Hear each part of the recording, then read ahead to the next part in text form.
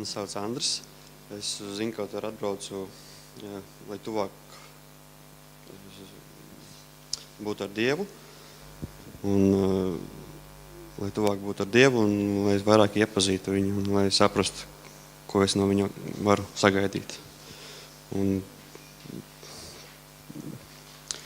tīri tā, kad šitās 3 dienās man ir mainījies.